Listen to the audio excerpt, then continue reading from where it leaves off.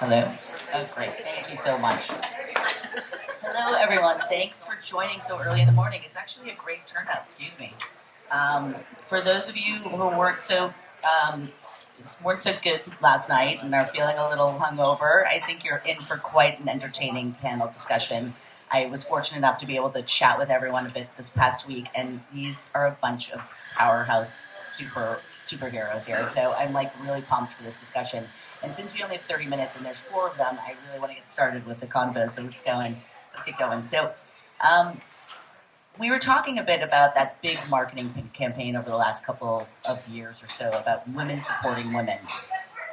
I think if we were to try and grade how that effort has done over the years, how well do you think we're doing with that, and what do you think we could be doing to do better? Start with Carla. Well, I think we're definitely on the low side, but I would like to put that back into the audience to really understand from you guys how many of you in here are supporting women in your line and in your hemisphere, I guess, if you will. So, can you just raise your hand up there? How many of you are now mentoring women? That's pretty good. So that's 50%. Yeah, that is good. Yeah. So I will say that, that's impressive, but I think I would love to see it at 90% or higher. So how do we help other women along the way and nurture each other throughout the leadership stage? Yeah, just to add to that, I've actually, can you guys hear me? Yeah. Okay. I actually have been taking a lot of guidance from the junior women on my team. I actually think that generation is supporting each other in a really amazing way. I think they've learned from a lot of our mistakes, and I kind of use them as an example of like how we should be supporting and championing and cheerleading each other. And oftentimes when we're talking about DE&I, I'm like pointing to them to ask about their experiences. So I think that's been really helpful. I think it's going to take a couple generations to like finally make it to, what we think is a little bit more of a equitable, supportive environment for all of us. Completely.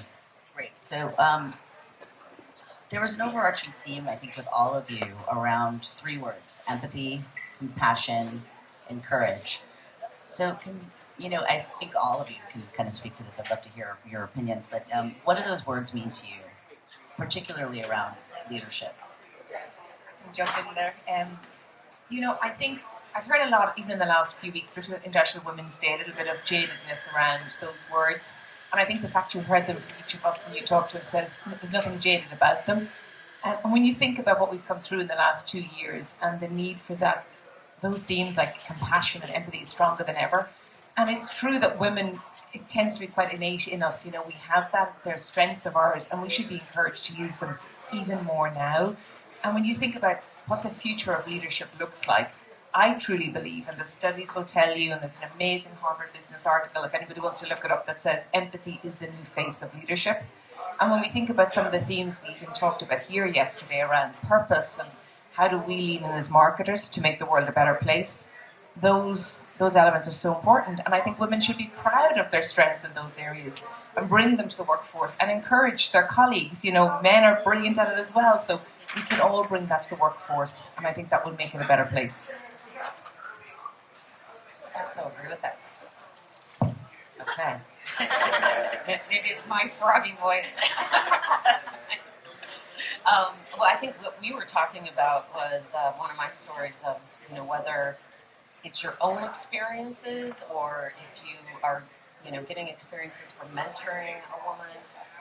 You take those experiences and those shape you as a leader. And so, I started as an engineer, actually, before I was a marketer. I went to the dark side. And I worked in a manufacturing plant. And I think that experience, being a young woman in a non-traditional role, made me definitely more empathetic because, you really look to what's behind people's actions, like what feelings are there driving that. And then it also makes you look for inclusion and signs that people aren't being included. And so, I root for the underdog, but, I think it's because I saw so many people not being included in the conversations, in the ideation, etc. And so it makes you really keep your eyes open, and I think that's one of our roles as a leader. I think others have to assume that role, though. I mean, to your point, like, obviously leading with empathy, but I think a lot of women take that on, especially at the executive level, and are the culture carriers and kind of have that as like kind of their second job. And I think it's really important to kind of distribute that equally across the C-suite and executive team, so it's really felt. That it's not just the woman who should be showing the compassion or the empathy. Exactly. And it's so interesting you talk about that burden of who's taking on the roles and responsibilities, because Valerie, we were chatting as well about new and more progressive ways to bring true diversity to the workforce, because let's be honest, a lot of our initiatives in the past haven't worked, and it's why the numbers are improving, and I'm a real glass half full, but they could be going faster, and particularly as we look at women from ethnic minorities, women of colour. I mean, those numbers are not moving fast enough. But we're, for example, working with an amazing author called Eve Rodsky, who's written a book called Fair Play. And her book is all about equal partnerships in the home, but now she's taking that idea to the workforce and saying, look at all the things that unpaid for, unrecognised jobs that women do in the workforce, whether it's being the empathy leaders or the compassion, whether it's being the ones who are responsible for the team events or the birthday cakes, or the women who are leading the ERGs, the women who are leading the DEI initiatives. And people go, oh, that's lovely, well done, Michelle, good for you. And you're like, yeah, but this is like a culture changer for my business. So that's a super interesting concept, I think, Jess, you raised about the things that women do in the workforce that maybe are not recognised, or we should be calling out because they're so important, and rewarding and recognising and promoting for that. Right, they have like different impact that might not be directly correlated, but like if yeah. Well, I think with empathy, one of the things I see missing a lot is there's this unconscious bias that creates assumptions out there, and the key to that is asking the questions. Stop assuming and start asking the questions. And once you start asking the questions, to actually take the time to get to know people around you, that is, whether we're highly innovative, technology-based, whatever we are, that is the key, humanity. So getting to know the people around you, to understand what their experiences have been, and really empathize with them, right? Two of us in this room have had the same experiences. So to me, that's what diversity and inclusion is. It's not just about women, but just it goes much broader and deeper. So my next question is about bringing your authentic self to work. And I think for many years ago, it was always kind of placating to these unconscious biases in the workforce. So, and I think the younger generation, like you mentioned before, is like doing a really great job of just truly bringing their authentic self, speaking out about things that they don't believe in. So do you have any advice on how to continue to foster that and how you're doing that within leadership today? I think like COVID has just been really transformational. Like you kind of had to bring your authentic self to Zoom every day. You saw my son running around in the background, like shooting Nerf gun darts at my face. Dodging, family life and work life, and it actually has created this like nice transition where you get to know someone on a deeper level. There's no other option than bringing your full self to work. I think it's about how do we carry that forward as we go back into the office. And I think a lot of that, when we've been talking about RTR, is like, we are excited to go back into the office, but it's super important to make the most of that time and develop deep connections with people. We were talking about like productivity and how like every day has been really productive while you've been kind of working from home. But now it's like, working in the office is now a time to connect and foster those relationships and really like, be a center of like relationship building versus just like, heads down in the computer the entire time. So I'm excited to see how that transforms our culture. Oh my gosh. COVID so changed how we interacted, didn't it? And I think as your point's right on, as we move back to the office and as we move to new, more agile ways of working, everything, we can't get sucked up in just the work. And I'm feeling like we need to keep those traditions that we set up to spend time together on our teams. And so like my team has a happy hour. We started it every Thursday for 30 minutes. And we started it on March 20th, I think, the first week of 2020. We have not missed a week, except for holidays, right? But that is the time where people, and it's user generated. So the team signs up for only one of the happy hours, and they make it whatever they want.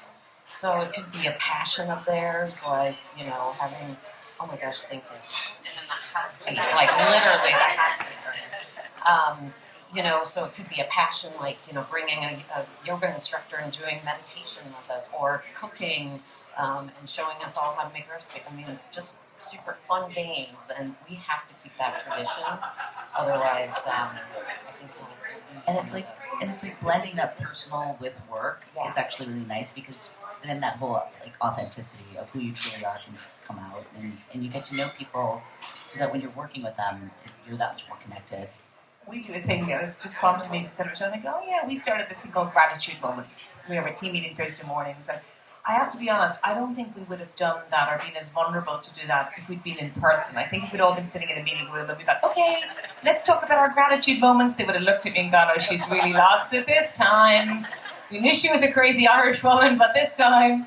But everybody loves it, and it's talking about vulnerability and compassion and empathy. It's a safe space. People really open up to that, and it's just made me think, as you said, Michelle, how do we keep that going as we go in, as we go forward? But also, I think coming through the pandemic, the flexibility that it has given, particularly women, is incredible. Now, it was tough during the time, because we all know, She Session and women carried a lot of the burden through the pandemic, a lot of the unseen burden, even when they were working at home and working outside the home. But it has offered flexibility that was never there before. I mean, in our office, if you didn't turn up on a Friday, you were skiving off. I mean, there was no, you must be there FaceTime. Now we're going to be there maximum 2 days a week. I mean, that's incredible. So hopefully some of those changes will actually help drive diversity even faster, hopefully, if we stick to them. So I know we've been touching upon this a bit already, but what are some of the concrete steps that you've been taking, start with maybe Michelle, to embrace, leverage, change in your organization? Well, I think first and foremost, you have to go back to what do we do as marketers, I think. And we get insights, and how do we get those insights? We listen. And I think some of the concrete things that we're doing is we're listening differently across the organization. And, really listening both to we have to approach listening, I think, in a little bit different way. So with our employees, we've been listening differently. We've been co-creating, like, what does future work look like?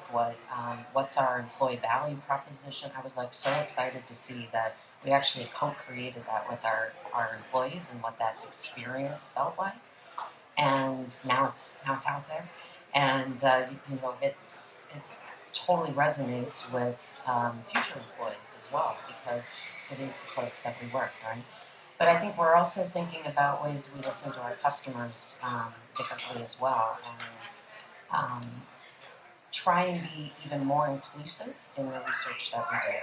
So making sure that we are listening to underserved communities, and not adding any bias, unconscious bias into what we're listening for. Yeah, we, in the spirit of working for a tech company and being agile and making sure we're constantly listening and improving, we actually integrated this widget into our Slack channel called the Butterfly Survey, and once a month people are asked a series of questions about kind of how they're feeling from a communication and engagement, kind of a bunch of different questions. And what we've been doing is it's probably the most agile way to capture employee sentiment and engagement that I've ever seen. And we're kind of reporting out on that data and then rapidly coming up with solutions every month. It's exhausting as a leader. It's exhausting, but the entire team feels like they're being heard, and we can actually move it. It sounds like it's really in the moment versus our org health we do once a year. So it's sort of sometimes the moment has passed by the time you're trying to solve the problem versus that agile, get on it now. It's a great idea. What sort of actions have you taken? The biggest thing is just communication, I think, across the board. And a lot of that is, I think this survey is actually helping with communication, but it's taking that and it's doing like 30-minute, once a week, like roundups of everything that we've heard. Like if there's gaps in like specific projects that people need insights around, or specific company actions, or there's questions about like a return to office policy, like we're able to like stand up those topics and address them like immediately, which I think has been really helpful. And do you feel like COVID has like fast forwarded all of these new things that you're changing within the organization? Do you feel like it's just on a trajectory that's just like an accelerated trajectory? I think if you think of some of the things we're trying, I don't think we would have done them before because you would have had all the old reasons. Oh, that's too awkward, that's too expensive. Oh, we don't need to do it. But when you think of the, as I mentioned, she session, the labour issues, the employees saying, I don't want to come back, or I don't want to come back into the office, or I don't want to move back to Dallas. We've had to be. It's been pushed on us, and I think it's exciting, and we do things for the better, and we try new things. So absolutely, I think it's accelerated so much. Made us a lot braver. I think it's definitely created a balance more than anything, right? Because it was always very business driven, very business KPI, and now you have a human KPI that you really have to pay attention to. So it's just really creating that simple balance between the two. But I love the technology piece. We've been doing it via email, so obviously we're not a technology company, we're a retailer. That's the difference. We have a lot of technology. Yeah, we're doing it. But I love the fact that following up and maintaining the relevance of a conversation, I think, is definitely the key. I was just listening to a panel with someone from AT&T yesterday, and he was saying, they obviously have the Fort Knox of like data, and he's like, you can't just listen to data. You have to talk to your customers. You have to talk to people. And I'm like, oh my god, yes, I love it. Well, I think the other thing to build on what you're saying, Jess, is you have to listen, you have to take action, and then you need to hold your leaders and the organization accountable. So we do an employee survey once a year in Fossil Pulse, but those objectives of improvement are on everyone's goals, so that you help drive the change in the organization.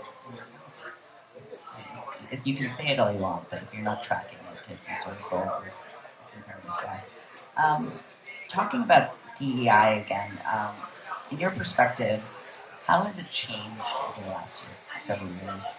Anyone wants to pick that one up? I can pick that one up. Sure.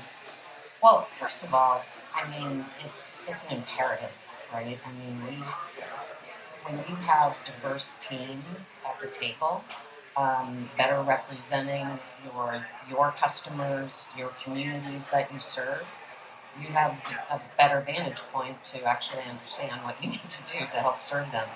But I think there's also compelling research out there that says, we need to take an expanded approach to diversity. Yes, it's about the inherent pieces of diversity, and demographics, etc. But there's also this other emotional and experiential piece of diversity. Whether that is people bringing their passions, into play, whether that's art or music, etc. Cross-functional or cross-industry experience that may give a different perspective. Living and working in other cultures and countries that bring a perspective. And when you have kind of that 3D approach, to diversity, then your innovation and your solutions and the way that you actually work with teams internally changes. Because diversity brings ideas and innovation to the table in a much different way. I think that your diversity being part of the business, to build on your point, Michelle, because it is now so broad, is so important, because it is a business driver. As you said, your business will go better because of it. But because of that, to Carla's question, invite at the start, it's on all of us. It's not anymore just the DE&I team or just the HR team. It's truly on all of us. And I think that's where it gets exciting. We talked yesterday about, how brands can bring diversity to life. If you're in every home in America, what messages can you be bringing? How can you bring some of that diversity of thought to life? So I think that's where it's got very exciting, because now every part of the business has a role to play. I think also, it's interesting because I used to run multicultural for Walmart, and at that time it was very much embedded in our DNA, like throughout the organization, cross-functionally and upwardly, downwardly, everywhere. So we all had KPIs to be accountable to. I think now with all the focus on DE&I divisions, not taking off the accountability on all of us that are not in the DE&I space specifically, but having that accountability and responsibility throughout the organization is going to be key. And I think eventually over, I don't know, I'm not predicting, but 4 or 5 years, it's all going to have to be fully integrated again, not a standalone. There should be a frame, but there needs to be consistency throughout. Terrific. You and going back to Carla, I loved one thing that you mentioned in our call was marketing your internal team, essentially building a brand for your team. So can you elaborate on what you meant by that? I don't really remember. No, I'm just kidding. Great. I slept since then, and I did not drink last night. No, basically, it's just understanding your team, what their strengths, their opportunities are, and giving them a platform of what do they represent in the organization, right? And giving them a voice. And it's more about voice than anything for me, in the sense of, not every level has a voice to the top. So how do you help them have that voice and understanding their strengths and opportunities and seeing how do we want to be seen as a group? So we're financial services. We're this small piece in a huge retailer. But we're really not that small. We have a lot of, strength to help our customers. The idea is just because the company's focused on retail, how do we help build our brand as a group? And so understanding the individuals that make up that group, giving them the opportunity to speak up in different areas, and then also highlighting their wins. That's one of the things I've done during the COVID time is basically every team meeting we start, what are your 5 wins? Or not always 5, but 1 to 5 wins. And what are your top 3 priorities? I ask them not to have more than 3 priorities because to keep that balance. So really just keeping that consistency of what is our brand that we stand for as a group and how do I help them elevate them in their larger organization to really be represented, right? Because sometimes you don't feel like you have a voice, and I feel like everyone should have a voice. It goes back into diversity and inclusion, right? It's part of the beauty is everyone has an opinion. Okay, some opinions are way out there, but they're still valid. So can we get those gold nuggets out of each one of them and represent them throughout the organization? I love that. We're kind of in the process of doing that now. We're creating kind of a team charter, and we're going to be kind of presenting it to the entire organization. And everyone feels really connected to it, and they've all contributed to it, and it's super important. One, just to it's like we carry with them as a badge of honor. Like, I'm a part of the brand team. This is what we stand for. They all kind of speak from the same script, and it's been really empowering for them. And it also provides clarity in their roles throughout the organization. So even at a junior level, you're like, I'm part of the brand team and I do X, and the entire organization really understands the impact and the value that I bring. So it's been pretty empowering for them. More to come, but baby steps. And it'll serve them so well because we did the same thing kind of more towards the beginning of COVID, and we called it our vision, so our team vision, right? And it was a little bit of who are we? Who do we, what's our responsibility? Who do we want to be? And then the things we do now and the things we should do next. But it was all co-created by the team, and I tell you, those things that, especially the things you do next, are what energizes people, right? And keeps it we have a little side hustle, to go off and prove, and it bonds the team. And so we do come back to that quite a bit, that vision, to say, how are we doing on this vision? Are we on track? And it's amazing. It's like a North Star, it's something that all can, can grasp. One other thing, though, other than the vision that we've done a road show just to show what have we done, what's gotten us here, because I think that's important. A lot of people are so busy in the day-to-day that they don't recognize the amazing work that they've done, and so just to help their confidence and really, say, this is amazing, look at all the stuff that you've done, and look everything that's up ahead, just to kind of build the roadmap and, get the word out there in such a large organization. And I think the final thing on that is that unifying vision you all talk about. also helps the team, I think, feel that you're in it together and you've got support. And I always say to my team, I've got your back. There's nothing you can do that I don't have your back for. There's no mistake you can make. We all make mistakes. And if everybody feels they're part of that, particularly in the smaller parts of the business or in the lower levels, as you said, Michelle, that's so empowering and so exciting and really fuels the energy. I love it. I love it. Jess, we were talking about there's been obviously like a trend in retrofitting purpose into pretty much everything every brand's doing. So can you speak to how Runway RTR has built purpose into like kind of their DNA? Yeah, we kind of have a new take on it. We've evolved a little bit. When you think about brand purpose, it's usually tied to your mission. It's tied to business activities that lead to like stakeholder value. And that's why a lot of brands are doing it right now. But we've kind of taken a step back and kind of repositioned it around creating equitable well-being across all of our stakeholders, from employees to shareholders to vendors to the designers that we work with, just across the board. And there's like this shared sense that everyone is being valued and their goals are being met. So I think that's the first thing. We've kind of repositioned value, our purpose. And then the second thing is like, and I think this is really critical for any organization, like everyone feels deeply, deeply committed to it, to the point where they can kind of recite kind of our brand purpose, like verbatim, anyone throughout the organization. It's really evangelized all the time. And I also think it's just kind of what our company has been built on. You know, we're built around two things. One, empowering women to kind of like be their most confident selves every day, but also creating a more sustainable future for fashion. And everyone feels like this shared sense and understands how we are basically applying that to kind of all the stakeholders within our business. We have a few more questions. Are we good on time? Okay, great.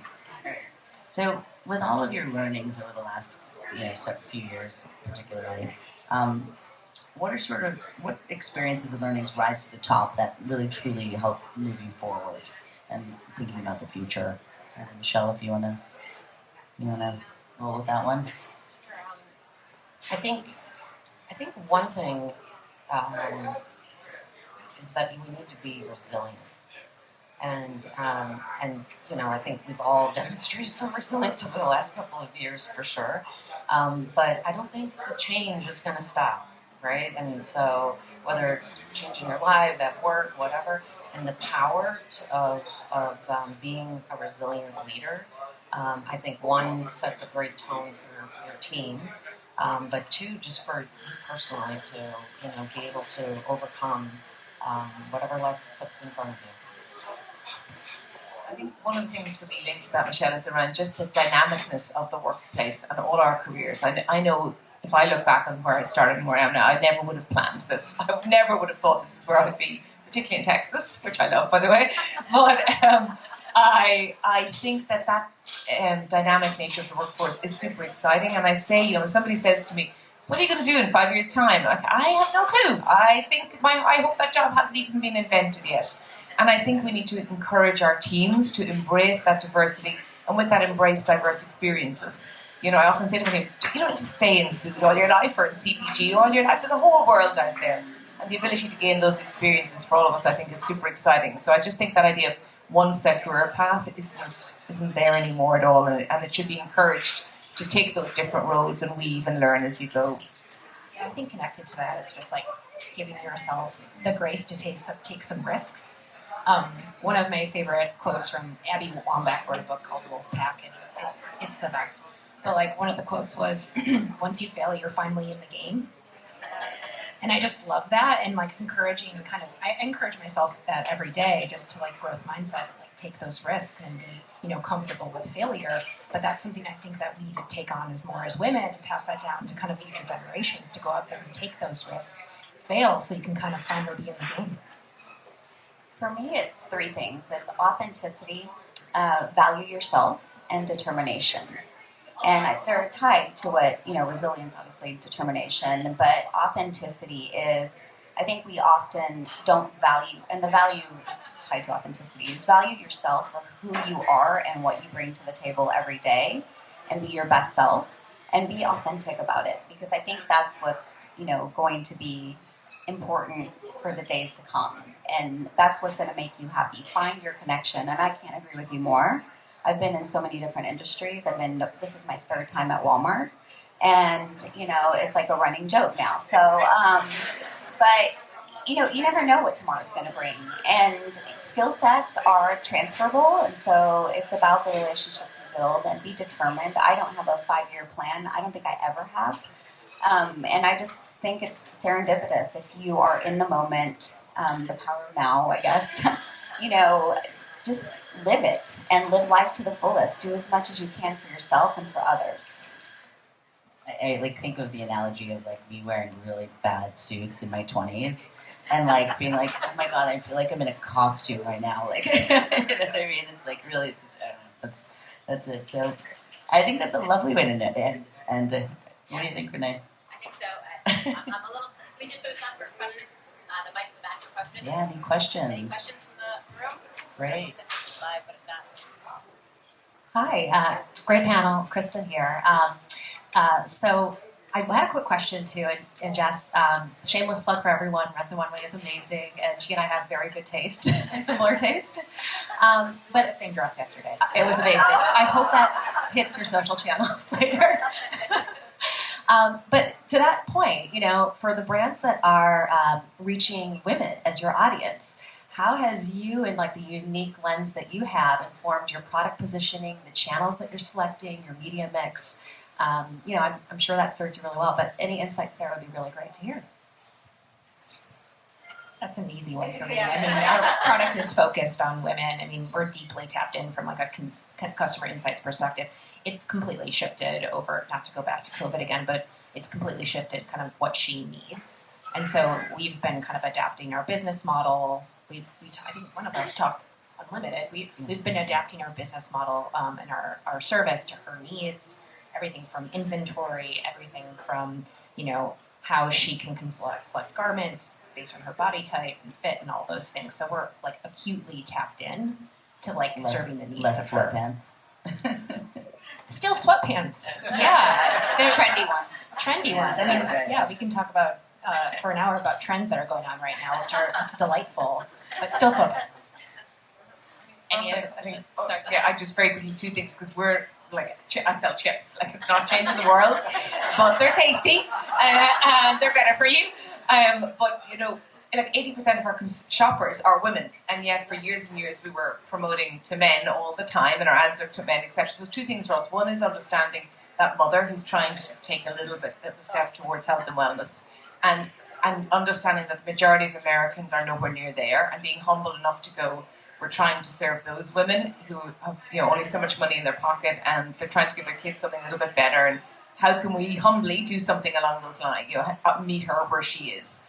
So the empathy piece that we talked about is very important. The other big shift we've noticed is who we depict in our advertising, and I see it across the board. It heartens me when I see the current athleisure communications and just real women. It's real women, and I think it's real women in our communications, but it's also harnessing the diversity of talent out there. We talked about it yesterday, about this year we made a really conscious decision. We would only hire diverse production teams, we would only hire diverse agencies, we would only hire diverse directors. And when someone says they don't exist, well, they do exist. Go find them.